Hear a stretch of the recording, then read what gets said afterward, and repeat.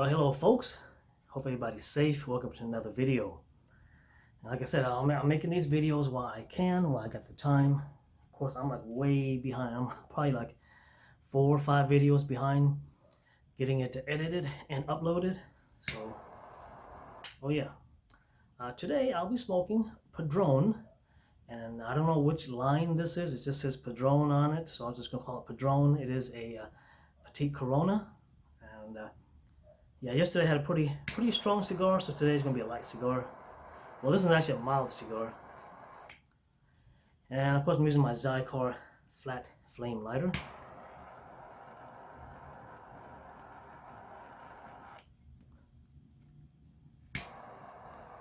Nice smooth draw as it should be. It's a small. This is probably like a 40 gauge cigar, maybe 30. It might even be 30. So yeah. So the protesting. Yeah, we have here in Dallas. Now we have our protest, but it is peaceful protest. And of course, Dallas police, unlike Minneapolis police, that they've had their share of protest riots, and of course, you know, Dallas is a blue city. It is a liberal city. It's got you know, a Democrat mayor, the Democrat police chief. Well, basically, Dallas pretty much has a black mayor, black police chief, a black DA. So, yeah, and they're all Democrats. And it was for like the last 8 or so year had I guess a Republican mayor, and they I guess this last midterm they flipped over.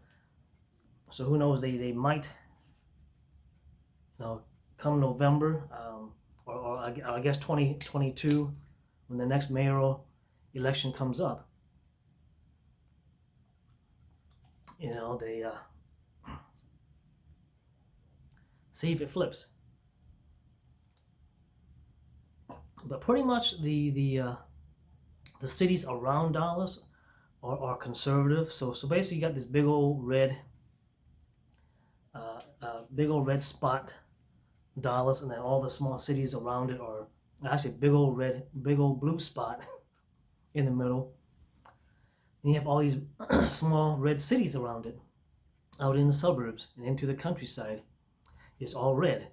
So if you were to look at you know, a red-blue map of Texas, pretty much all of South Texas from El Paso to Houston will be blue. And then if you go up, you know, towards San Antonio and Austin, it will be like a blue island surrounded by a sea of red. Same up here in Dallas. Dallas will be a blue island surrounded by a sea of red. It's a good cigar. Padron is a higher end cigar. It's of course hand rolled. This is, even though it's a small, probably 30 gauge cigar, it's still hand rolled. So somebody actually rolled this and cut it. It is box press. It's not that noticeable, but you can tell it is kind of squared off. So it is box press. And some cigars you can tell it's like a kind of like the kind of like the Java cigars. What is it? The made by Drew Estate Java. Those cigars, you can tell the box press because they're squared off. You know, looks like you're holding a big old square box cigars in your hand. So yeah, and I mentioned this in other videos. No, but I've had my run-ins with police. You know, had police called on me a couple of times. One was for, you know, disturbing the peace. Second was a domestic call. Yes, so someone basically tried to swat me. But and of course my run-in with the traffic tickets, traffic police. You know, it's basically 50-50. 50% of the time I got tickets. The other 50% of the time the police just gave me a warning. And of course, once you get a ticket, it's normally if let's say 10 miles, because most of my tickets were like 10 miles over the speed limit, and depending on the city that you get the ticket in, depending on how much they're charging per hour, per miles per hour over, it's normally somewhere around $10 to $20 over the speed over. I think that the more you go, the more they charge, or something like that. But it's normally somewhere around $15 per mile that you go over.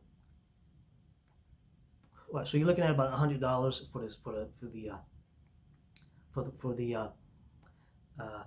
for the speeding ticket itself. Then you got court fee, administrative fees. So that all that adds in comes up to somewhere around $150 to $200. So my tickets, on average, were around $150 to $200. And then you add in attorney's fee, because I'm not going up there. If you ever get any, just run down to the traffic attorney's office, pay him, however much they want.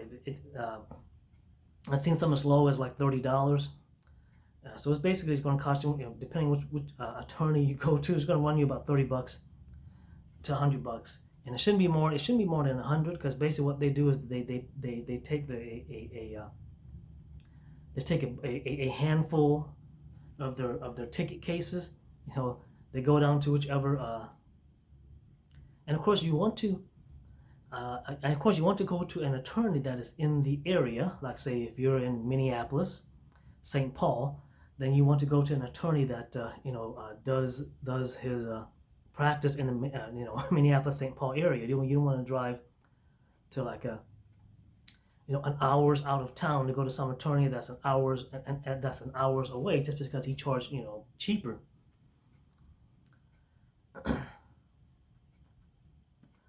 Yes, what they'll basically do is they'll take a bulk of their clients, either the attorney himself or his assistant attorneys. I forgot what they're called. There's a word for those folks. Legal aid. There you go. So he'll he'll go down there himself, or his legal partner, another attorney that they open the office together, or they'll send a legal aid down to the courthouse or down to the municipal center, or wherever it is that they tell you to show up. Mostly courthouse. They'll go up. Here you go, judge. I got all of these cases that they all plea no contest. So there was no contest, and most of what those are is that as long as you don't get another ticket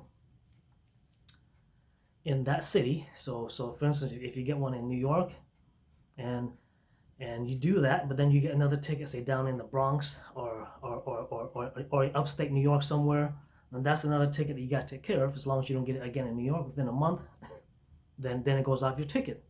Then it goes off of your record. It doesn't go on your record. And yes, and just make sure you do it. They do give you time. I think something like 10 days to appeal or to show up before the judge. And speaking of that, I have a friend who this is a long time buddy. I still keep in touch with him. Now, back in our 20s or in our early days, he would always get speeding tickets, and every single time it was always not his fault. It's like every time I speak to him, man, I got another speeding ticket, but it wasn't my fault. I was driving along, and I see this cop, and then the guy next to me passes me up going real fast, and the cop gets me. And he's one of those, and yes, he is a registered card-carrying Democrat, cop-hating, all that. So, and of course I tell him, well, here's the deal: you're speeding. It just so happened the car you passed up was speeding faster. So yes, you were both speeding. So the cop just happened to get you because you were going slower, but you're still speeding.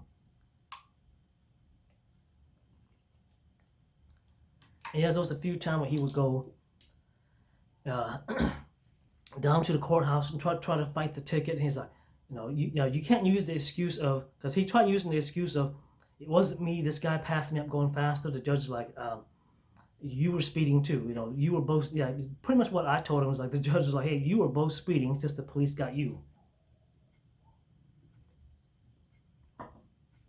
Yes, got my Dr. Pepper. And yes, and every time he got a ticket, he would always, go on about, fuck the police, this and that. He would try to go down to the courthouse and fight the ticket. In my case, I'm just going down to the attorney's office, throw down my $50. Here you go, Mr. Lawyer, take care of my ticket for me. And yes, they do take cash, money is order, debit card. They don't take checks, and they don't take IOUs. So basically, if you don't,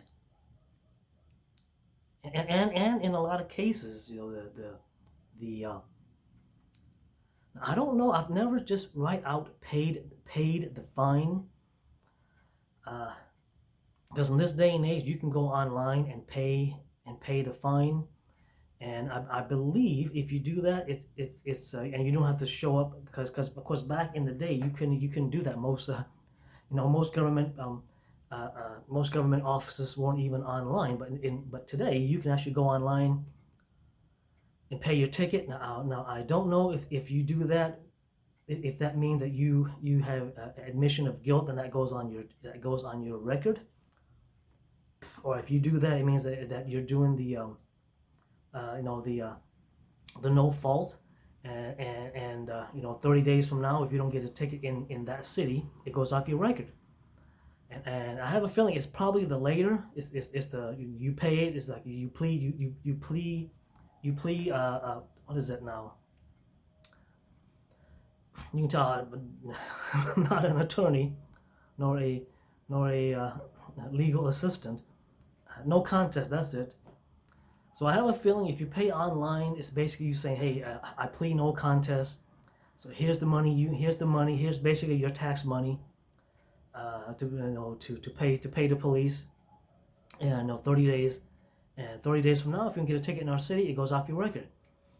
And because number one, if you go online to pay, because it's easier. I don't want to go down to the courthouse, take time off of work, go down to the courthouse, appear for the judge. Judge, I plead no contest. Okay, pay your fee, and don't get a ticket in my city in the next 30 days. That's I'd rather do it online if I can do it online. But if you're paying online and that's is an admission of guilt and that goes on your record, then no, I ain't paying online. But I don't think that's how it goes. And of course, yes, when you get a ticket, the police will tell you, hey, you can pay online, or you can go appear before the judge. I wouldn't ask the cops any specific questions like, hey, if I pay online, is it admission of guilt, or is it me saying what was that word again? I'm pleading no contest.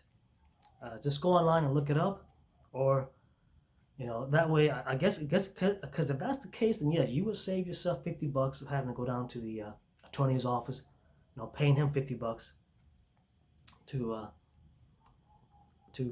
pretty much just run the paperwork for you. So that's all that $50 is. So yeah, I had that one buddy who was always getting speeding tickets. It's always not his fault. He's one of those again card carrying Democrats, F the police, and everything free. Of course, now that he's older, he's got wife and kids. He's got a mortgage and car payment, all that stuff. He's kind of toned down the everything free. He's still one of those F the police people though, but he's kind of toned down to everything free because there's that saying,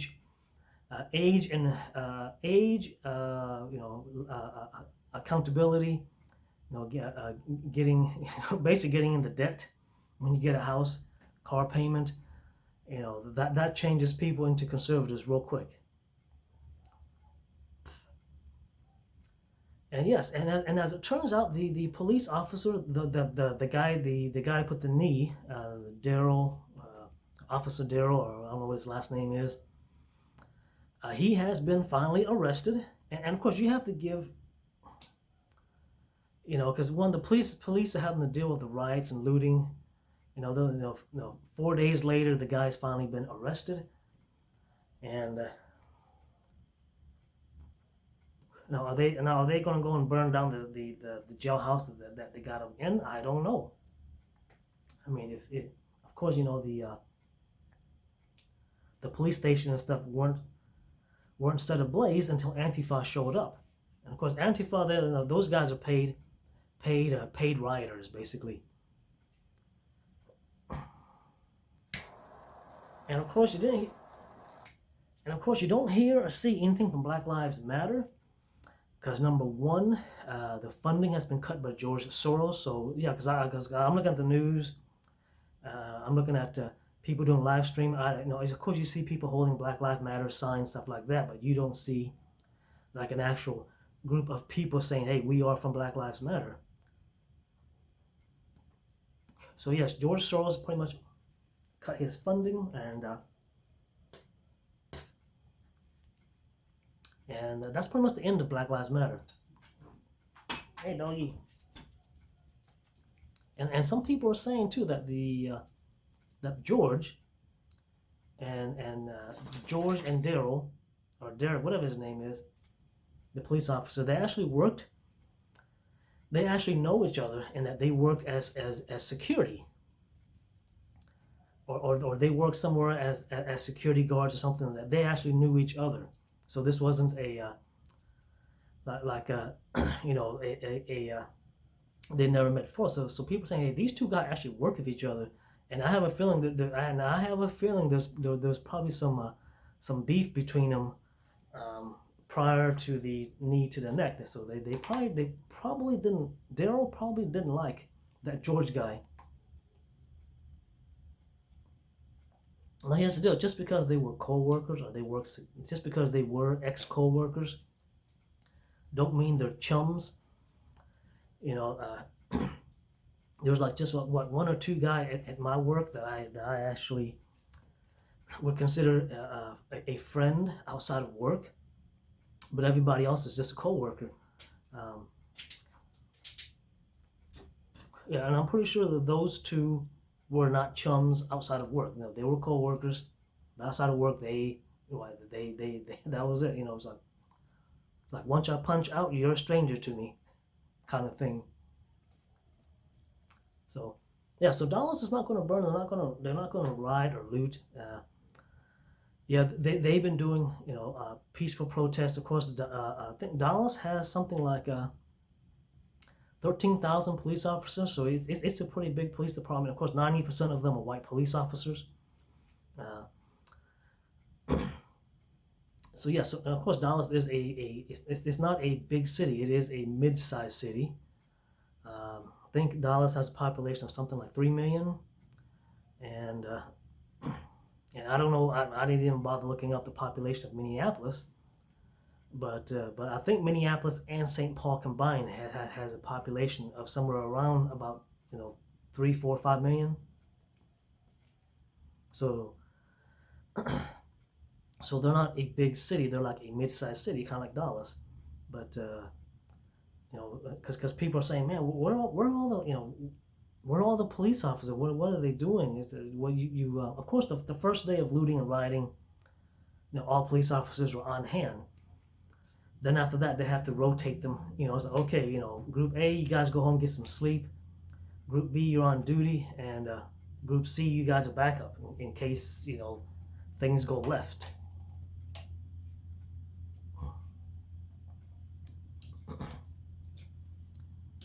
So yeah, so if you don't see like a huge police presence, that's because they're swapping out.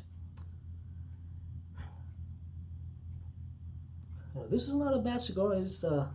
I definitely recommend this Petite Corona size cigar too. If you're not if you're not a hardened or a veteran cigar smoker, starting off with a Petite Corona, a light or a medium strength cigar. And if you want to, and of course, if you want to go to Maduro, a Petite Corona would probably not really kick your ass. Yeah, because the other day I had a Maduro, and that pretty much kicked my ass. I was like, okay, yeah, if I'm outside enjoying a stick tomorrow, I'm gonna get something that's either a light or medium cigar, because Maduros will put you on the couch, for 30 minutes to an hour or even more. All right, so yeah, so I'll close it on that. Looks like he's finally been arrested, so I haven't checked to see if there's any more. They're still protesting in Minneapolis, of course. You know, and they're still rioting, looting, even though the guy's been arrested. You know, they're like, you got all the people saying, arrest him, arrest him, we'll stop the rioting. Arrest him, we'll stop the rioting. Well, he's been arrested. You know, people are still out there looting and rioting. People are still out there protesting. So, you know, like myself and a lot of people are saying, man, those people don't give one rat's ass about George Floyd. You know, they're just out there for themselves. Rather you are a protester, you know, a riot, a looter.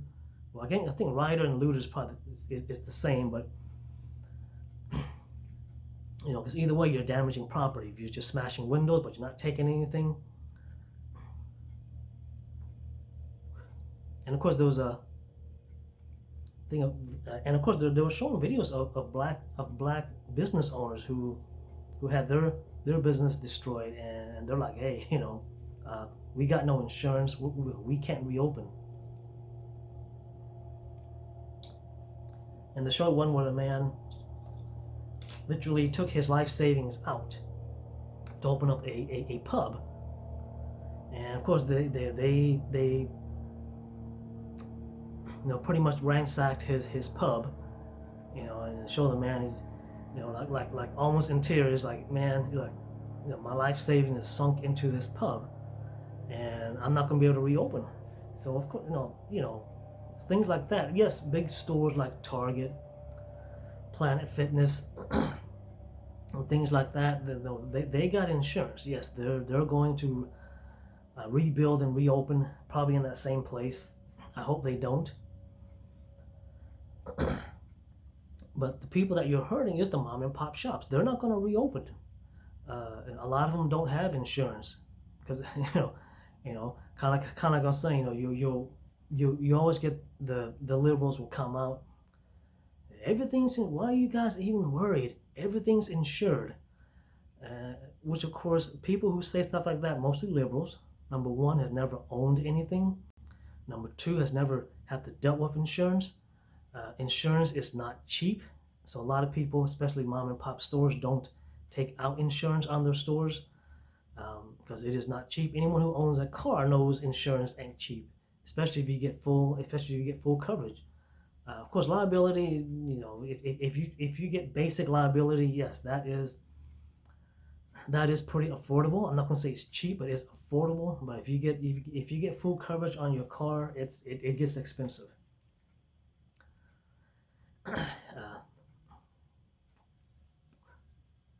Okay, I'll end it on that.